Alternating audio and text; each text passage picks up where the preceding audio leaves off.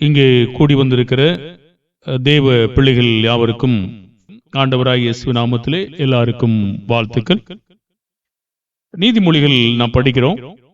நீதிமொழிகள் இந்த முறை 13ஆம் அதிகாரம் 13வது வசனம். நீதிமொழிகள் 13:13. திருவசனத்தை அவமதிக்கிறவன் நாசம் அடைவான், கற்பனைக்கு பயப்படுகிறவனோ பலன் அடைவான். ரெண்டு காரியம்.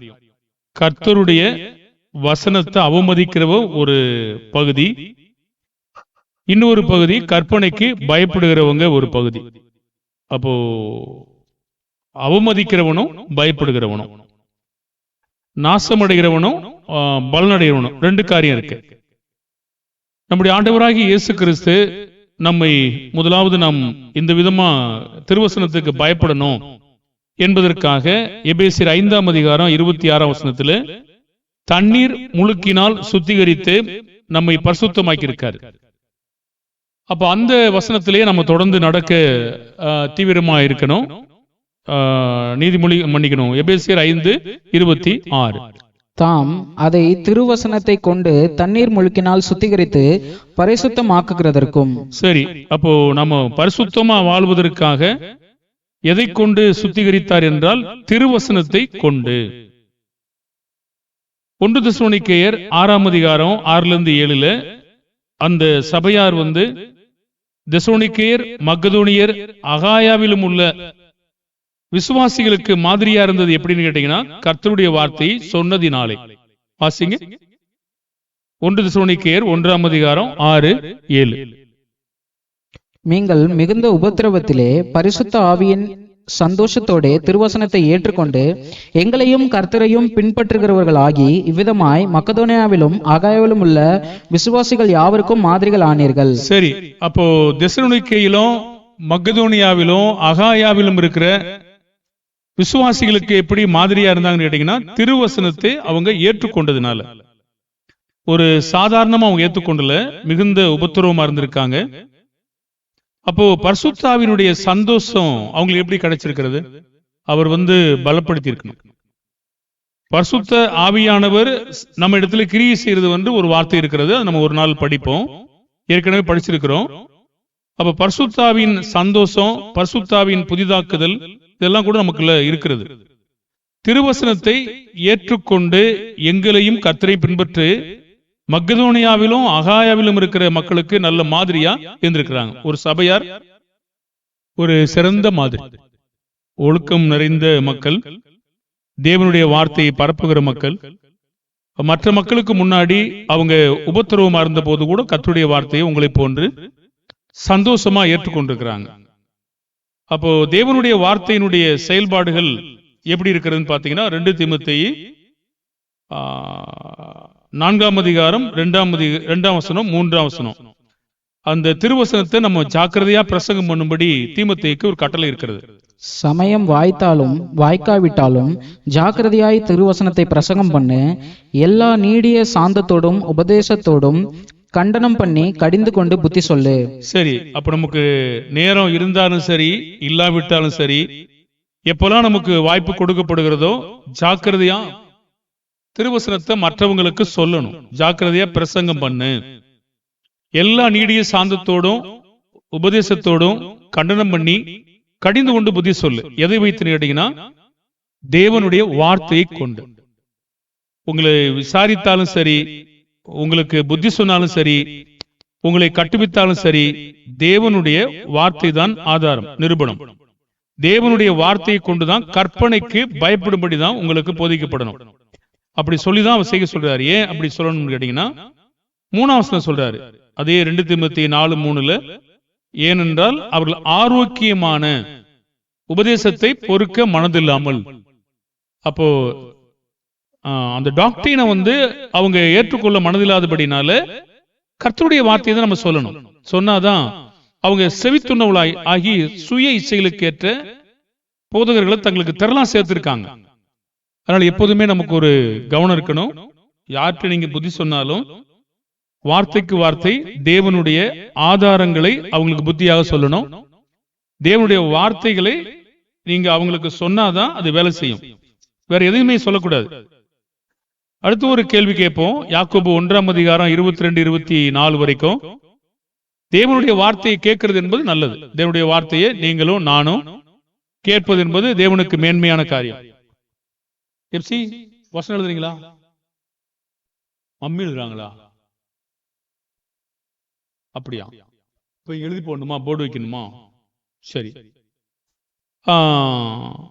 அப்போ தேவனுடைய வார்த்தை கேட்பது முக்கியமா அல்லது அதன்படி செய்வது முக்கியமா? பொதுவா நம்ம கேட்கிறோம். எவ்வளவு வார்த்தையை நாம செய்யறோம், எவ்வளவு வார்த்தையை நம்ம செய்யாது இருக்கிறோம் அப்படின்னு நம்ம கணக்கு பார்க்கணும். யாக்கோபு 1 22 23 24. அல்லாமலும் நீங்கள் உங்களை வஞ்சியாதபடிக்கு திருவசனத்தை கேட்கிறவர்களாய் மாத்திரமல்ல, அதன்படி செய்கிறவர்களாயும் இருங்கள். எண்ணத்தினாலெனில் ஒருவன் திருவசனத்தை கேட்டும் அதன்படி செய்யாதவனானால் கண்ணாடியிலே தன் சுபாவ முகத்தை பார்க்கிற மனுஷனுக்கு ஒப்பாயிருப்பான். அவன் தன்னைத்தானே பார்த்து அவ்விடம் விட்டு போன உடனே தன் சாயல் என்னதென்பதை மறந்து விடுவான். சரி, அப்ப இவ என்ன செய்யறீங்கன்னா, திருவசனத்தை கேட்கிறவர்களாய் மாத்திரமல்ல, அதன்படி செய்கிறவர்களாயும் இருங்கள் என்று சொல்றார். அப்ப கேட்டுட்டு செய்யலைன்னா அதுக்கான உதாரணத்தை சொல்றாரு பாருங்க. நீங்க மாலையில் இப்ப வரும்பொழுது கண்ணாடியை பாத்தீங்களா? கண்ணாடியை பாத்தீங்களா? பார்க்கலையா? நான் பார்த்தேன், நீங்க பார்க்கலையா? சொல்ல மாட்டீங்களே. கண்ணாடியை பார்க்காம நீங்க தலைவாயிட்டு வந்து வந்துட்டீங்களா? முகத்தை வாயிட்டு வந்துட்டீங்களா? நீங்க சொல்றதுக்கு வெக்கமா? பாருங்க, கண்ணாடியை நீங்க பார்த்துட்டு தான் வந்திருப்பீங்க. கண்ணாடி எதுக்கு பார்க்கிறோம்?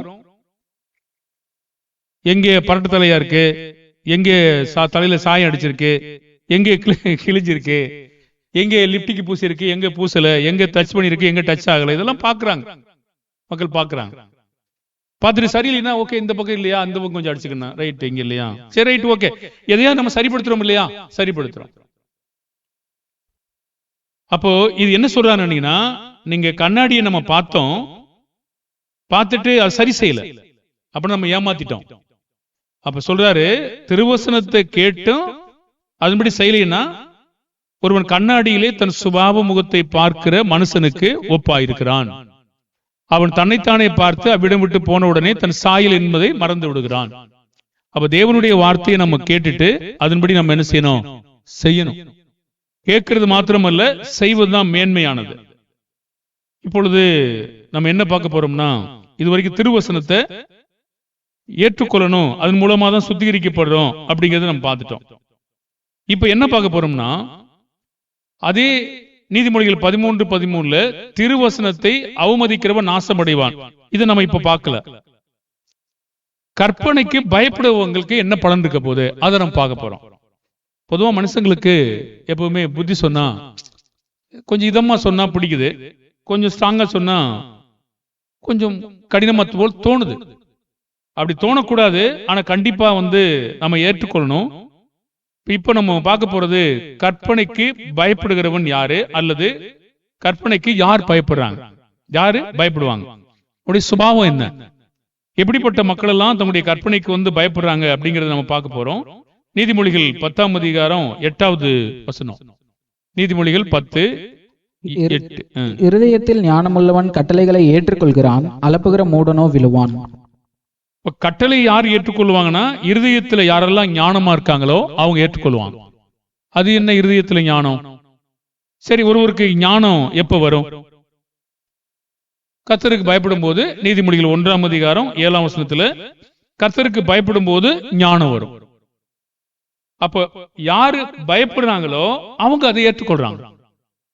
யாரு அளப்பிக்கிட்டு தர்றாங்களோ அவங்க விழுந்து போறாங்க அப்படின்ற. அளப்புறவங்க என்ன, ஏற்றுக்கொள்றதுக்கு ஆப்போசிட்டா ஏதோ சொல்றாங்க. அளப்புகிற மூடனோ விழுவான் என்று சொல்றாரு. அப்போ பயப்படுகிறவங்க யாருன்னு கேட்டீங்கன்னா, இருதயத்தில் ஞானம் உள்ளவங்க பயப்படுறாங்க. நீதிமொழிகள் 10:9 பத்திரமாய் நடக்க படிங்க. உத்தமமாய் நடக்கிறவன் பத்திரமாய் நடக்கிறான், கோணலான வழிகளில் நடக்கிறவனோ கண்டுபிடிக்கப்படுவான். சரி, பத்திரமா நடக்கிறது யாரு? பத்திரமாய் நடக்க பிரயாசப்படுகிறவன் எதை நோக்கி பயணம் பண்றாருங்க? உத்தமத்தை நோக்கி பயணம் பண்றார். உத்தமம்னா என்ன? பழுது இல்லாதது.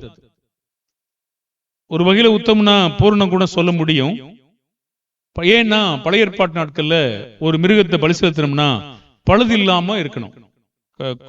கழலை, புண், சொறி, நீண்ட அவயவம், குறுகின அவயவம் இருக்கக்கூடாது. இப்ப யாரெல்லாம் பத்திரமா நடக்க முயற்சி பண்றாங்களோ கற்பனைக்கு பயப்படுறாங்க.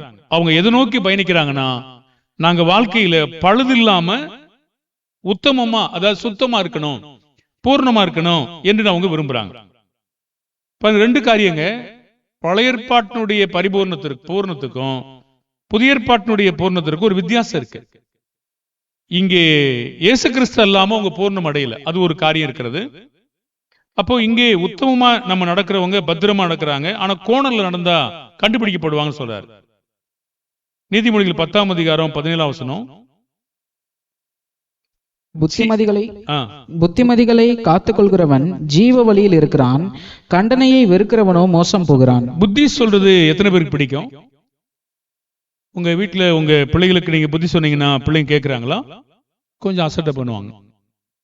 உங்க மனைவிமாருக்கு நீங்க புத்தி சொன்ன உடனே டக்குன்னு எடுத்துக்கிறாங்களா? கொஞ்சம் வேதனையா இருக்கும். ஆனா ஜீவ வழியில் இருக்க விரும்புறவங்க எதை காத்துக்கொள்றாங்கன்னா புத்திமதிகளை காத்துக்கொள்றாங்க. யாரு நமக்கு தேவனுடைய ஆலோசனையிலிருந்து புத்தி சொல்றாங்களோ அதை காத்துக்கொள்றாங்க. யாரு வெறுக்கிறாங்களோ அவங்க மோசம் போறாங்கன்னு சொல்றாரு. அப்போ வெறுக்கிறவங்க எப்படி இருப்பாங்க? நீதிமொழிகள் 11:2 பாத்தீங்கன்னா எப்படி இருப்பாங்க? யாருக்கு ஞானம் இருக்குன்னு பாத்துக்கிட்டு இருக்கோம். இப்போ இரண்டையும் சேர்த்து பார்ப்போம். அகந்தை வந்தால் லட்சியம் வரும், தாழ்ந்த சிந்தை உள்ளவர்களிடத்தில் ஞானம் உண்டு. அப்ப யாரு கர்த்தருக்கு பயப்படுறாங்க கேட்டீங்கன்னா தாழ்ந்த சிந்தை இருக்கிறவங்க, மானம் இருக்கிறவங்க. யாரெல்லாம் தாழ்மையா இருக்கிறாங்களோ அவங்க எல்லாம் தேவனுக்கு என்ன செய்றாங்கன்னா பயந்து கற்பனையை அப்படி ஏற்றுக்கொள்றாங்க. ஏன்னா உள்ளவன் எவனோ அவனுக்கு கொடுக்கப்படும், இல்லாத உள்ளதும் எடுத்துக்கொள்ளப்படும். இப்ப தாழ்மையா யாரெல்லாம் இருக்கிறாங்களோ சொல்லுங்க நான் கேட்கிறேன் அப்படின்னு எடுத்துக்கிறாங்க. யாரெல்லாம் மேட்டிமையா இருக்காங்களோ அவங்க சண்டை போட, வெக்கத்தை போட ஆரம்பிச்சுறாங்க. நம்முடைய ஆத்மாவை குறித்து நமக்கு ரொம்ப பொறுப்பு இருக்கு. நம்முடைய ஆத்மாவுக்கு தேவனுடைய வார்த்தை ரொம்ப அவசியம். அதனால தேவனுடைய வார்த்தையை யாரு ஆத்மாவுக்கு நன்மை செய்வாங்கன்னு கேட்டீங்கன்னா நீதிமொழிகள் 11:7. துன்மார்கன் மரிக்கும் போது அவன் நம்பிக்கை அழியும், அக்கிரமக்காரரின் அபேட்சை கெட்டு போகும். மன்னிக்கணும், 11ஆம் அதிகாரம் 17வது வசனம். தயையுள்ள மனுஷன் தன் ஆத்மாவுக்கு நன்மை செய்து கொள்கிறான், கடுரனோ தன் உடலை அலைக்கழிக்கிறான். சரி, தயை யாருக்கு கிடைக்கும்? தயவு யாருக்கு கிடைக்கும்? நன்மை செய்து பாடுபடும் போது. அப்ப தேவனுடைய சிக்ஷையை நாம் சகிக்கும் போது நமக்கு தயவு கிடைக்கும். அநியாயமே பாடுபடும் போது தயவு கிடைக்கும். அப்ப தயவு யாருக்கு கிடைக்குதோ அந்த மனுஷன் நம்முடைய ஆத்மாவுக்கு நன்மை செய்து கொள்றான். அவன் தேவனுக்கு பயப்படுகிற மனுஷனாக இருக்கிறான். நீதிமொழிகள் 13ஆம் அதிகாரம் 1ஆம் வசனம். வேற யாரு தேவனுக்கு பயப்படுறாங்க? ஞானமுள்ள மகன் தகப்பனுடைய போதகத்தை கேட்கிறான், பரியாசக்காரனோ கடிந்து கொள்ளுதலுக்கு செவி கொடான். அப்போ தேவனுக்கு பயந்த ஒரு மகன் போதகத்தை கேட்கக்கூடிய மனுஷனாக இருக்கிறான். யாரெல்லாம் பரியாசம் பண்ணிட்டு இருக்காங்களோ கடிந்து கொள்வதற்கு செவி கொடுக்கவே மாட்டாங்க. அப்போ ஒரு ஞானமுள்ள நீங்க பிள்ளையை பெத்தீங்கன்னா மகிழ்ச்சியா இருப்பீங்க. எப்பவுமே ஒரு சந்தோஷமான காரியம் அது. மகிழ்ச்சியாக்கூடிய ஒரு மகனாக அவன் நடந்து கொள்வான். ஆனா நீதிமொழிகள் 18 படிச்சீங்கன்னா கடிந்து கொள்ளுதலை கவனிக்கிற ஒரு மனுஷன் கனமடைவான். அவன் தான் கர்த்தருக்கு பயப்படுறான். நீதிமொழிகள் 13:18. புத்திமதிகளை தள்ளுகிறவன் தரித்திரத்தையும் லட்சையையும் அடைவான், கடிந்து கொள்ளுதலை கவனித்து நடக்கிறவனோ கனமடைவான். அப்போ யார் தேவனுக்கு கர்த்தருடைய கட்டளைக்கு பயப்படுறான்னு கேட்டீங்கன்னா கடிந்து கொள்ளுதலை கவனித்து நடக்கிறவன். நமக்கு சொல்லுகிற புத்திகளை அப்படியே நாம ஏற்றுக்கொள்ளும் போதும் நாம கடிந்து கொள்ளும் போது கவனித்து நடக்கிறவன். ஒரு வார்த்தை இருக்கா? இது எதுக்காக சொன்னாங்க, ஏன் சொன்னாங்க, அது எனக்கு தான் சொன்னாங்களா அப்படிங்கறத அவங்க யாரெல்லாம் கவனிக்கிறாங்களோ அவங்க கனம் அவங்களுக்கு கிடைக்குது. நீதிமொழிகள் 13:30 20 மன்னிக்கணும். நீதிமொழிகள் 13:20. ஞானிகளோட சஞ்சரிக்கிறவன் ஞானம் அடைவான், மூடருக்கு தோழனோ நாசம் அடைவான். நீங்க யாரோட அதிகமா பழக விரும்புறீங்க? எந்த மாதிரி மனுஷங்களோட அதிகமா சிநேகம் வைக்கிறீங்க? எந்த மாதிரி மக்களோட அதிக நேரம் உரையாடுறீங்க? ஞானிகளுடைய மூடனுடைய? நம்ம செல்போன் ஞானியா மூடனா? செல்போன், நம்முடைய செல்போன் தவறானதை பார்த்துக்கிட்டீங்கன்னா ஞானியா அது மூடனா? மூடனா வேலை தான் செஞ்சுட்டு இருப்போம். நம்ம நல்ல வேலை செஞ்சீங்கன்னா நீங்க ஞானி தான். ஆனா அது நம்முடைய நேரத்துக்கு எடுத்து வீணான ஒரு நேரத்துக்குள்ள போய்கிட்டு மாயான காரியங்களை பார்த்துக்கிட்டு எப்ப பார்த்தாலும் அது வீணடிச்சுக்கிட்டு இருந்தீங்கன்னா அது ஒரு மூடனான ஒரு காரியம். பிரசங்கி 7 படிச்சீங்கன்னா, ஞானியினுடைய இருதயம் துக்க வீட்டுல இருக்கும், மூடனுடைய இருதயம் களிப்பு வீட்டுல இருக்கும்.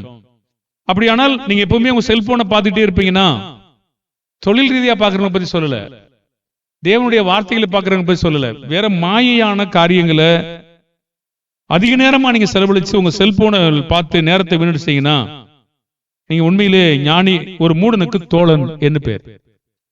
யாரெல்லாம் டிவி பெட்டியை பக்கத்துல இருந்து சீரியல் பார்த்துட்டே தெரியுங்களோ, அப்ப மூடனுக்கு தான் தோழன். ஏதோ ஒரு நேரம் நீங்க பொழுது போக்குறீங்க, அது பரவாயில்ல, ரிலாக்ஸ் ஆகுறீங்க, பரவாயில்லன்னு வச்சுக்கொள்ளுங்களேன். ஆனா அதுவே பைத்தியமா இருப்பாங்கன்னா அதுக்கு என்ன சொல்லுது, அது ஏதோ ஒரு வேலையில் ஈடுபடணும். நம்ம அதுல ஈடுபட்டீங்கன்னா ஒரு பிரயோஜனம் இருக்கு. வீணா ஒரு பொழுதுபோக்குனீங்கன்னா அது என்ன பிரயோஜனம் தரும்? அது மாயை. என்ன சொல்லு உங்களுக்கு, ஏதாவது கெட்ட காரியங்களை உங்களுக்கு தொடர்ந்து கற்றுக் கொடுக்கும். ஏதோ கொஞ்ச நேரம் ரிலாக்ஸ் பண்றதுக்கு செய்யறதுக்கும், எந்த நேரமும் நம்ம ஒரு நாளைக்கு டிவி 6 மணி நேரம் பாத்தீங்கன்னா என்ன ஆகும்? செல்போனை நீங்க ஒரு நாளைக்கு கணக்கு பண்ணி பாருங்க, பார்க்க நேரமா கணக்கு பண்ணி எத்தனை மணி நேரம் உங்களுக்கு நேரம் போறதே தெரியாது. செல்போன்ல நீங்க மாயான காரியங்களை பார்க்க ஆரம்பிச்சிட்டீங்கன்னா உங்களுக்கு நேரம் போயிருக்கு தெரிஞ்சிருக்குமா? வரிசையா தள்ளிக்கிட்டே போக வேண்டியதானே, வந்துட்டு தானே இருக்கு. நீங்க எவ்வளவு பார்க்கணுமோ பார்த்துட்டே இருக்கலாம், எத்தனை பார்க்கணுமோ பார்த்துட்டே இருக்கலாம், வந்துட்டே இருக்கும் அது. அப்போ நம்ம நேரம் கடைசியில பார்க்கும்போது மொத்தமா வீணா போயிருக்கும். அந்த நேரங்கள் என்ன இருக்கும்? வீணா போயிருக்கும்.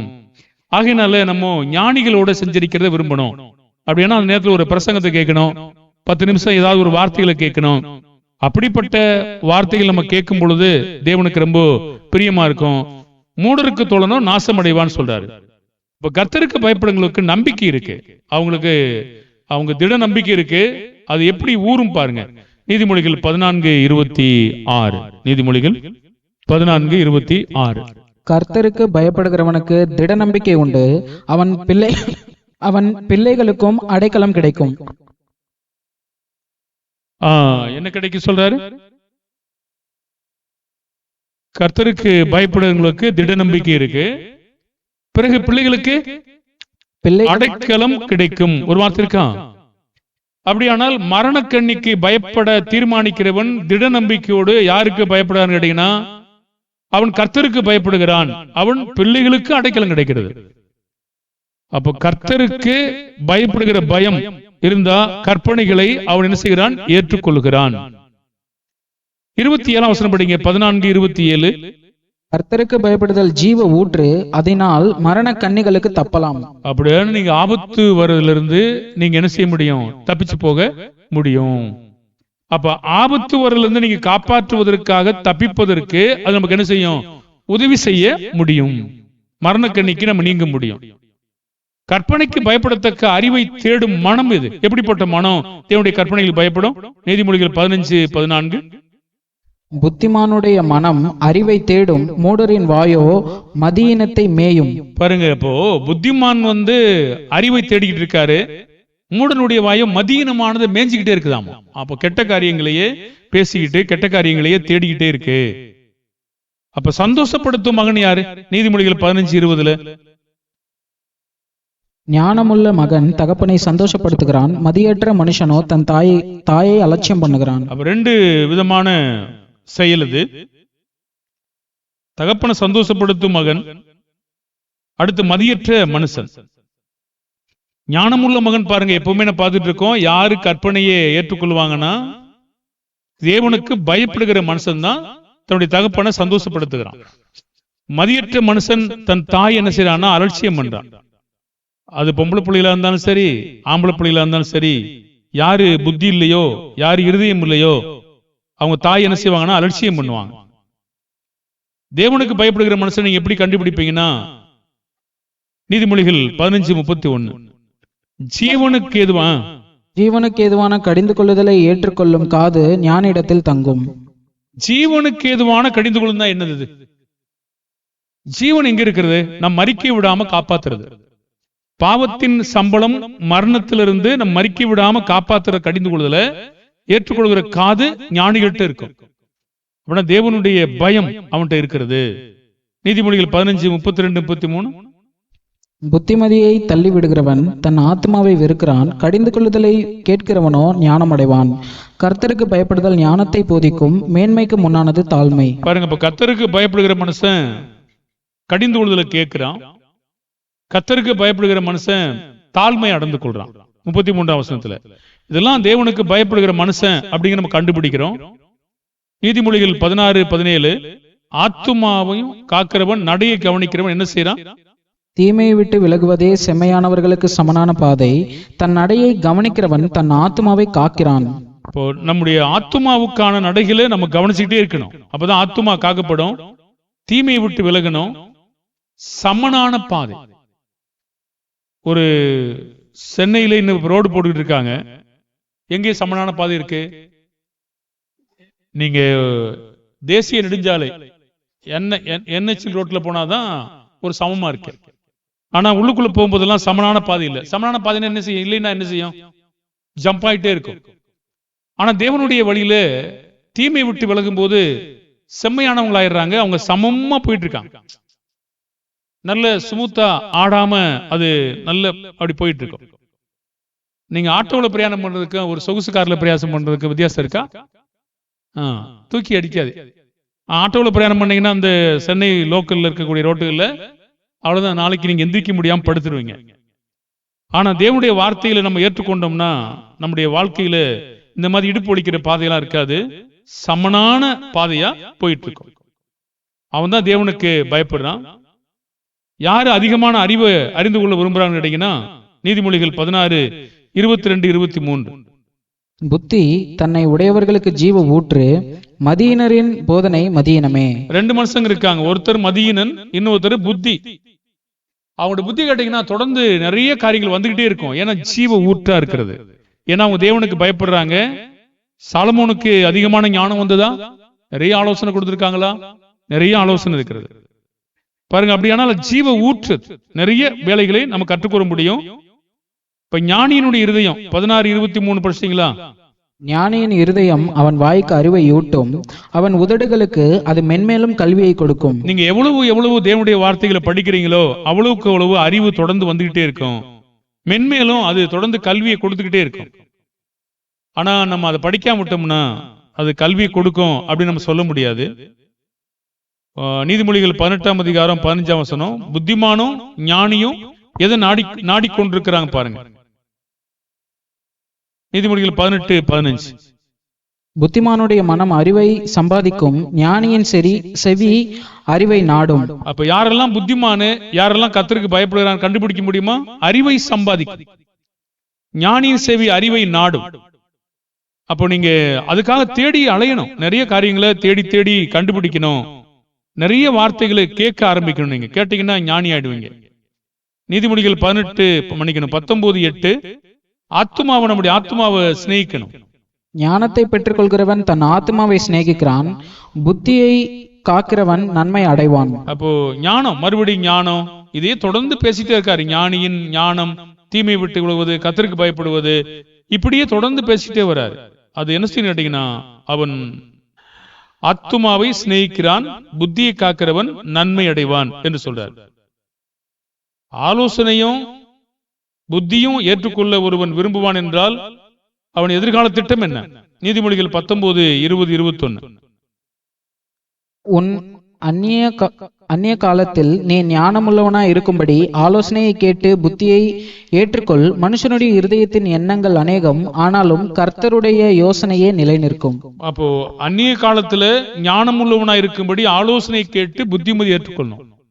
அப்ப ஞானம் உள்ளவராய் இருக்கனுக்கு தேவனுடைய ஆலோசனையும் புத்தியும் ஏற்றுக்கொள்ள ஒருவன் விரும்புவான் என்றால் அவன் ஞானம் உள்ளவனாய் இருக்க வேண்டும் என்று அவன் விரும்பிக் கொண்டிருக்கிறான். அதனால தேவனுடைய வார்த்தை அதிகமா கேட்கிறாங்க. நீதிமொழிகள் 19:23 தீமை அணுகாமல் பார்த்துக்கொள்ள தேவனுக்கு பயப்படுகிறவன் என்ன செய்வான்? கர்த்தருக்கு பயப்படுதல் ஜீவனுக்கு ஏதுவானது, அதை அடைந்தவன் திருப்தி அடைந்து நிலைத்திருப்பான், தீமை அவனை அணுகாது. பாருங்க, தீமை அணுகாம இருக்கணும்னா அவன் முதலாவது கர்த்தருக்கு பயப்படணும். அது ஜீவனுக்கு ஏதுவானது, அதை அடைந்தவன் திருப்தி அடைந்து நிலைத்திருப்பான். அதனால நம்ம அதான் தேடணும். இப்ப நீதிமானுக்கு பிள்ளைகள் இருக்காங்க. அந்த பிள்ளைகள் குறித்த அவனுக்கு திட்டம் என்ன? நீதிமொழிகள் 20:7 நீதிமான் தன் உத்தமத்திலே நடக்கிறான், அவனுக்கு பிறகு அவன் பிள்ளைகளும் பாக்கியவான்களா இருப்பார்கள். அப்போ நீதிமானுக்கு தன் பிள்ளைகளுக்கு முன்னாடி என்ன திட்டம் இருக்குங்க? அவன் உத்தமத்துல நடக்கணும். பழுதில்லாம நடக்கணும், பரிசுத்தமாய் நடக்கணும், பூர்ணமாய் அவன் நடக்கணும். அவனுக்கு பிறகு அவன் பிள்ளைகள் அதை பார்த்து பாக்கியவான்களா இருக்காங்க. தாயா இருக்கலாம், தகப்பனா இருக்கலாம். அவங்களுக்கு ஒரு திட்டம் இருக்கணும். நம்முடைய பிள்ளைகள் நம்மளை பார்த்து பின்பற்றுவாங்க, ஆகையினால நாம ஜாக்கிரதையா நடக்கணுங்கிற ஒரு திட்டத்தை இருக்கிறவன் தான் கற்பனைக்கு பயப்படுவாங்க, இல்லைன்னா அவமதிச்சிருவாங்க. நீங்க எப்பொழுதும் பேசணும், திறமையா இருக்கணும் அப்படின்னா என்ன செய்யணும்? நீதிமொழி 21:28. துன்மார்கனுடைய மன்னிக்கணும், 21:8. குற்றம் 21:28 தான், ரைட். பொய் சாட்சிக்காரன் கெட்டு போவான், செவி கொடுக்கிறவனோ எப்போதும் நீங்க பேசத்தக்கவன். தேவனுடைய வார்த்தைக்கு தொடர்ந்து செவி கொடுத்தீங்கன்னா நீங்க பேச முடியும். பேசுறதுக்கு ஒண்ணுமே இல்லைன்னா, கேட்கறதுக்கு ஒண்ணுமே கேட்கலைன்னா பேசுறதுக்கு என்ன இருக்கும்? ஒண்ணுமே இல்லையே. அப்ப நிறைய நீங்க அறிவாளிகள் எப்படி ஆகுறாங்க, நிறைய புஸ்தகங்களை படிக்கிறாங்க. அதிக ஞானம் உள்ளவங்க கல்வி அறிவை பண்ணணும்னா நிறைய படிப்பு படிக்கிறாங்க, அவங்க நிறைய பேச முடியும். வேத அறிவு பெற்றணும்னா நீங்க நிறைய கேட்டாதான் நிறைய பேச முடியும். நம்மள சிலருக்கு ஏன் பேசுறதுக்கான அறிவு இல்ல? நிறைய கேட்கல. நீங்க நிறைய கேட்டீங்கன்னா பேச முடியும். கண்டிப்பா கேள்வி ஞானமாவது நமக்கு இருக்கணும். நிறைய நீங்க பிரசங்கத்தை கேட்டீங்கன்னா அந்த பிரசங்கத்தை கேட்டே அந்த ஸ்டைல என்ன செய்ய முடியும்? நிறைய வார்த்தைகளை பேசுறதுக்கு உங்களால முடியும். அப்படியானா எப்பொழுதும் நீங்க பேசணும் அப்படின்னீங்கன்னா கண்டிப்பா செவி கொடுக்கணும், அப்பதான் நீங்க பேச முடியும். நீதிமொழி 22:24. பூமிக்குரிய ஒரு ஐஸ்வர்யத்தை தேடுவதை காட்டிலும் ஆவிக்குரிய ஐஸ்வர்யத்தை தேடுறவன் கர்த்தருக்கு பயப்படான். கோபக்காரனுக்கு தோழனாகாதே, உக்கிரமுள்ள மனுஷனோட நடவாதே. நீதிமொழிகள் 22:4. மன்னிக்கணும். தாழ்மைக்கும் கர்த்தருக்கு பயப்படுதலுக்கும் வரும் பலன் ஐஸ்வர்யமும் மகிமையும் ஜீவனுமாம். சரி, பூமிக்குரிய ஒருவன் ஒரு பணத்தை தேடுவதை விட ஆவிக்குரிய ஐஸ்வர்யத்தை தேடுகிறவன் என்ன செய்வான்னா, தாழ்மைக்கும் கர்த்தருக்கு பயப்படுகிற பயந்தாலே நமக்கு ஐஸ்வர்யம் கிடைக்கும், மகிமை கிடைக்கும், கனம் கிடைக்கும், ஜீவன் கிடைக்கும். ஆமாவா இல்லையா? தாழ்மைக்கும் கர்த்தருக்கு பயப்படுதலுக்கும் வரும் பலன் என்ன? ஐஸ்வர்யமும் மகிமையும் ஜீவனுமாம். அப்ப ஒருத்தன் கர்த்தருக்கு பயந்தாலே அவன் என்ன செய்வான் என்றால் இதெல்லாம் அவனுக்கு கிடைக்கும் சொல்றாரு.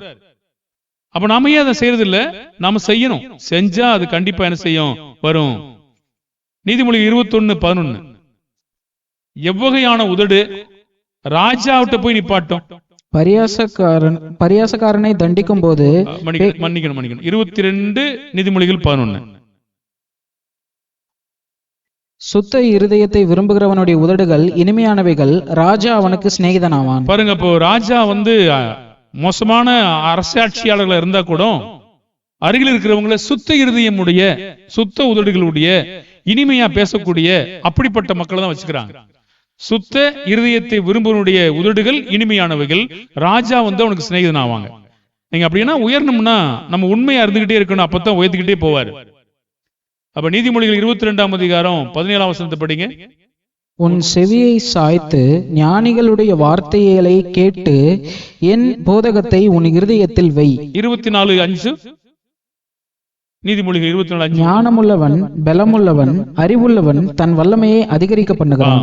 நம்ம தேவனுக்கு பயந்தோம்னா, கற்பனை கேட்கும் போது ஞானிகளுடைய வார்த்தையை கேட்டோம்னா, இருதயத்துல வச்சுக்கிட்டோம்னா, ஞானம் உள்ளவங்களா இருந்தா பலம் உள்ளவங்களா இருக்கலாம். அறிவா இருந்தா அவனுடைய சக்தியை அதிகரிக்க பண்ண முடியும். சக்தின்னு பேர் வச்சா மட்டும் போதாது, சக்தினா சக்தியாவே இருக்கணும், பவர்னா வல்லமையாவே இருக்கணும், அப்படி இருக்கணும். அப்ப சும்மா பேர் வச்சுக்கிட்டா அதுக்கு என்ன அர்த்தம்? அப்ப சும்மா ஆபிரகாம் பேர் வச்சா விசுவாசம் இல்லாம இருந்தா என்ன பிரயோஜனம்? ஒரு பிரயோஜனம் இல்லை. அப்போ ஒரு ஞானம் உள்ளவன், பலம் உள்ளவன், அறிவுள்ளவன் தன் வல்லமையை அதிகரிக்க பண்ணிக்கிட்டே இருப்பான். அவனுக்கு அறிவு இருக்கு, அப்படியே போயிட்டே இருக்கும். அவன் தான் கர்த்தருக்கு பயப்படுறான். இப்போ நம்ம என்ன படிக்க போறோம்னா, நீதிமொழிகள் எதுல ஆரம்பிச்சோமோ அதையே திரும்ப படிங்க. நீதிமொழிகள். திருவசனத்தை அவமதிக்கிறவன் நாசம் அடைவான், கற்பனைக்கு பயப்படுகிறவனோ பலன் அடைவான். இதுவரைக்கும் திருவசனத்துக்கு பயப்படுகிறவங்களுக்கு நம்ம பார்த்துட்டு இருந்தோம். இப்ப அவமதிக்கிறவங்களை நம்ம என்ன நடக்கும் அதை நம்ம பார்க்க போறோம். அவமதிக்கிறவங்க எப்படி எப்படி அவமதிப்பாங்க அப்படின்னு பாத்தீங்கன்னா, நீதிமொழிகள் 29:1. அடிக்கடி கடிந்து கொள்ளப்பட்டும் தன் பிடரியை கடினப்படுத்துகிறவன் சகாயமின்றி சடுதியில் நாசம் அடைவான். அப்ப அடிக்கடி அவங்க இது தவறுன்னு சொல்லிட்டே இருக்காங்க, கடிந்து கொள்ளவும் படுறாங்க. ஆனா எதுவுமே நான் குனிஞ்சே கொடுக்க மாட்டேங்கிறேன், நேரம் இப்படி வரைச்சிக்கிட்டே போறேன். சில பிள்ளைகளை பார்த்துருக்கீங்களா? இல்ல ஜெபம் பண்ணுன்னா விரைச்சிக்கிட்டே போயிட்டு இருப்பாங்க பாருங்க. அதுக்கு என்ன அர்த்தம்? இல்ல தலையை குனிஞ்சு ஜெபம் பண்ணும், கீழே படு, குப்பாரப்படு அப்படின்னா விரைச்சிக்கிட்டே போனா என்ன அர்த்தம்? அதுக்கு என்ன பேரு? மாட்டேன். சரியா சரியில்லையா? மாட்டேன். நீங்க சொல்லும் போது பிள்ளைங்க சில மாட்டேன்னு சொல்லுதா பாத்துருக்கீங்களா? வெறப்பா நிக்கும் மாட்டேன்னு. என்ன அடிச்சாலும் அப்படிதான் நிக்கும் பாருங்கப்பா. அடிக்கடி கடிந்து கொள்ளப்படுகிற ஒரு கடிந்து கொள்ளப்படும் போது நம்முடைய பிடரியை கடினப்படுத்துதுன்னா, பிடரினா கால்நடைகளுக்கு சம்பந்தமா சொல்லப்படுது. நீங்க அது கால்நடையை நீங்க மாட்டை ஏற்பூட்டிருக்கீங்களா? வண்டி பூட்டிருக்கீங்களா? பாக்கலையா? அந்த வண்டியை நீங்க இப்படி தூக்கணும்னா லேசா தூக்குனா போதும், தலையை குனிஞ்சுக்குள்ள. இவ்வளவு தூரம் தூக்க தேவையில்லை. அது மாடு உயரம் இவ்வளவு இருக்குல்ல, மாடு உயரம் வந்து இவ்வளவு உயரம் இருக்கும். கழுத்து உயரத்துக்கு நீங்க தூக்க தேவையில்லை. லேசா தூக்கணும்னு அது இப்படி குனிஞ்சு இப்படி போட்டு இப்படி நல்லா சொல்ற இந்த கழுத்துக்குள்ள கொடுத்து அப்படி தூக்கிடும். ரெண்டு சேர்ந்து பிடரியை கடினப்படுத்தா குனிய மாட்டேன் அப்படின்னு அர்த்தம். நம்ம என்ன சொல்றோமோ அதை அப்படியே கேட்டுக்கிட்டீங்கன்னா நீங்க குனிந்து வணங்கி ஏற்றுக்கொள்ளுங்க அர்த்தம். கர்த்தருடைய வார்த்தையை இல்லைன்னா கடினப்படுத்துறோம்னா நம்ம வெறப்பா நிக்கிறோம்னு அர்த்தம். அப்படின்னா என்ன? அதுக்கு என்ன சொல்லுது? அடிக்கடி கடிந்து கொள்ளப்பட்டும் தன் பிடரியை கடினப்படுத்துகிறவன் சகாயம் கிடைக்குமா? சகாயம் கிடைக்காதா? நாசம். அது ரொம்ப கவனமா இருக்கணும். எந்த கர்த்தருடைய வார்த்தை மட்டும் சொல்லப்படும் போது உடனடியாக நம்ம எடுத்துக்கொள்ளணும். உடனடியா நம்ம ஒத்துக்கொள்ளும் போது நம்ம வந்து கட்டுவிக்கப்படுவோம்.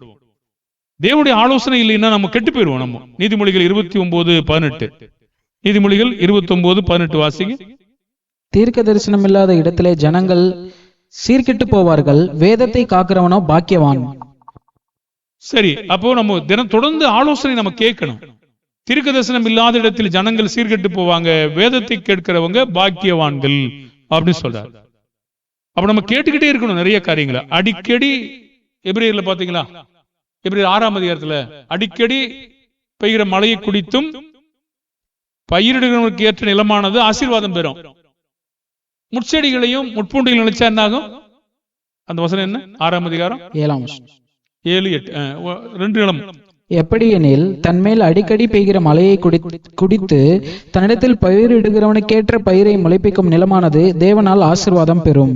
முள் செடிகளையும் முள் பூண்டுகளையும் முளைப்பிக்கிற நிலமோ தகாததாயும் சபிக்கப்படுகிறதற்கேற்றதாயும் இருக்கிறது, சுட்டெரிக்கப்படுவதே அதன் முடிவு. அப்ப இது மாதிரி இருக்கு இல்லையா? நீதிமொழி 29:1 மாதிரி இருக்கா?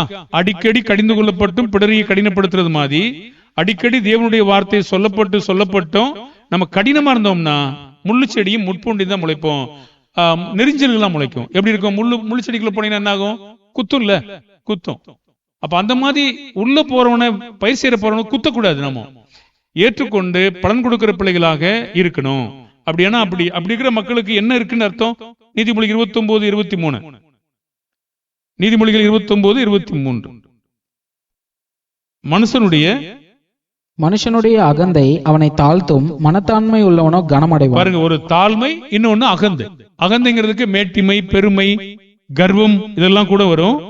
அப்போ அகந்தை வந்து அவனை தாழ்த்தி போடும். நம்ம பணிந்து போறது, தாழ்ந்து போறதுதான் நல்ல செயல். ஏற்றுக்கொள்வது, கற்பனைக்கு பயப்படுகிறது தான் நல்ல செயல். புத்திமதிகளை நம்ம காத்துக்கணும். அப்போ நீதிமொழிகள் 16:5 மேட்டிமையா இருந்தா நம்ம தப்ப முடியாதுன்னு சொல்றாரு. மனமேட்டிமை உள்ளவன் எவனும் கர்த்தருக்கு அருவருப்பானவன், கையோட கை கோத்தாலும் அவன் தண்டனைக்கு தப்பான். சரி, அப்போ மேட்டிமையா இருந்து நம்ம தேவனுடைய வார்த்தையை எடுத்துக்கொள்ளா நம்ம கையோட கையை கோத்து என்ன வேலை செஞ்சாலும் தண்டனையில இருந்து என்ன செய்ய முடியாதம்மா? தப்ப முடியாது. அப்ப தேவனுடைய வார்த்தையை ஏற்றுக்கொள்ளாத ஒரு மனுஷனா இல்லாம ஏற்றுக்கொண்டு பயந்து அதன்படி செய்யற மக்களா இருப்போம். கர்த்தர் நம்ம என்ன செய்வாருங்க? ஆசீர்வதிப்பாரு.